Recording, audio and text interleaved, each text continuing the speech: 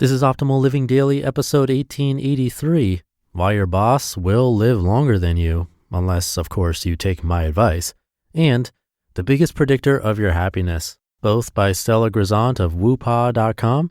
And I'm Justin Malik, the guy that reads to you every single day of the year, including weekends and holidays, to help you live a more meaningful and positive life. 2 posts today, both from Stella of Woopaah, so let's get right to them as we optimize your life.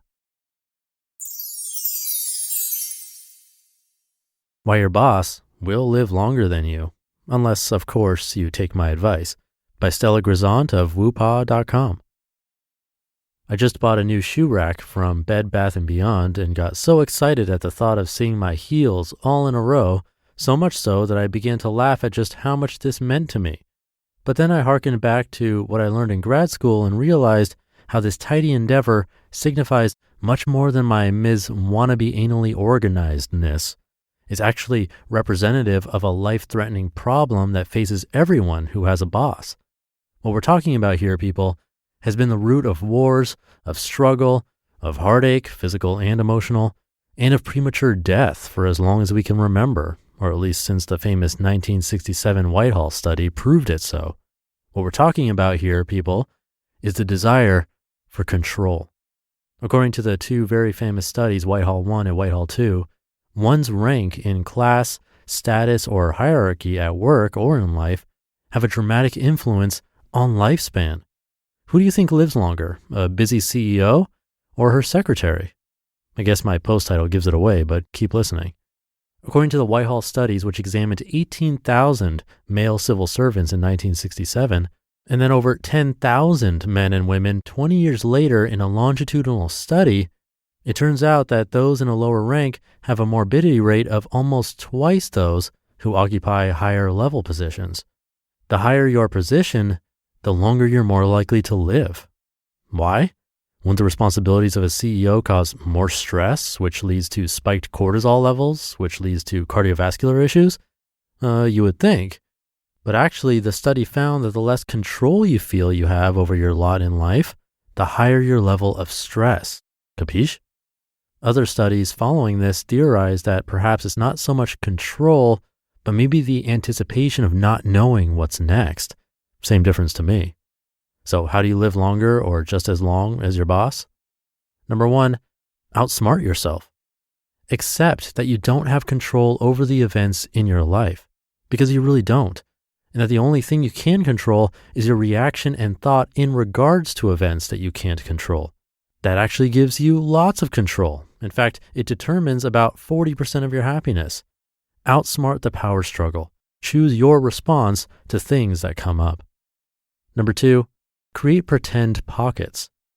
So maybe you can't control the fact that your company's biggest competitor just came up with the next best thing to sliced bread, that your baby cries at night, or that the train is late. But you can create pretend pockets of control. Pretend pockets of control are little things that you do for yourself to make you feel like you do actually have control in life.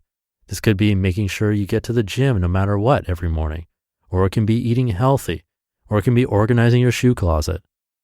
Number 3, accept it all, but create with intention. This means accept whatever comes your way as information and an opportunity to create something new and better if what you got wasn't exactly what you wanted. For example, you thought he was the one, but getting dumped over lunch might mean he's not. Accept that. Learn from the information you gathered during the relationship and continue to intend on finding love, but the kind that actually does X, Y, and Z. This also means forgiving yourself. Like if your pretend pocket is going to the gym every morning and you don't make it this week, accept that other things got in the way and continue to intend on a healthy lifestyle. Start going again tomorrow. And now that we're all worked up, or at least I am, I'll have to write next about just how positive it is to be out of control sometimes. We'll save for later. And I have another post from her in just a sec, but first, as a listener of this show, you know how important it is to put health first. Don't let the chore of going to the doctor get in your way. It did for me before, but now I've tried PlushCare. With PlushCare, I get virtual doctor appointments right through my smartphone or computer. I just pick a time that works for me, and book an appointment online. No crowded waiting room, no commute, and no being put on hold. I can be diagnosed, treated, and even have a prescription sent to my pharmacy of choice if needed with PlushCare. Plus, they're available in all 50 states, and most major insurance carriers are accepted. I've tried it, I've used it, it's super simple, and it works. PlushCare doctors really care. They're available anytime I have questions and will even help with managing my emotions. I loved how easy it was to get started. So try it out. PlushCare makes it easier than ever to take care of yourself inside and out. Start your membership today. Go to plushcare.com/OLD to start your free 30-day trial. That's PLUSHCARE.com/old for a free 30-day trial. plushcare.com/old. The Biggest Predictor of Your Happiness by Stella Grizont of Woopaah.com. Hey there, I'm writing you from sunny Miami Beach on vacation with my family, my hubby, Lenore, my parents, and in-laws. Traveling with Lenore, my 6-month-old daughter, certainly isn't easy or restful, and I think I'll need another vacay just to recover from this one. That said, even though I may be tired, it's weeks like these that fuel my overall happiness. In fact, according to research, that's just about true for everyone. According to John Cacioppo, the author of Loneliness, Human Nature, and the Need for Social Connection, it's our relationships that are the biggest and most critical predictor of our happiness, above and beyond increased pay, success, and even our health. So chew on this. Since we tend to spend more time with the people we work with than our loved ones, ask yourself, how might I better connect with those I collaborate with each day? Here are a few instant ways to enhance your relationships at work and your own happiness. Number 1, instead of the standard, how are you? Ask, hey, so what's been the highlight of your day so far? This may lead to a more meaningful conversation where you discover something new about one another. Number 2, next time someone does a great job, avoid just saying, great job. Instead, point out what specifically you admire about their efforts. For example, you presented with such confidence and ease. I liked how you kept your slides simple so I could just focus on your message. And number 3, write an unexpected gratitude letter. If there is someone at work who you greatly appreciate, take the time to explicitly share how they impact you. This may very well be one of the most meaningful things either of you experience on the job. It can be very powerful if heartfelt.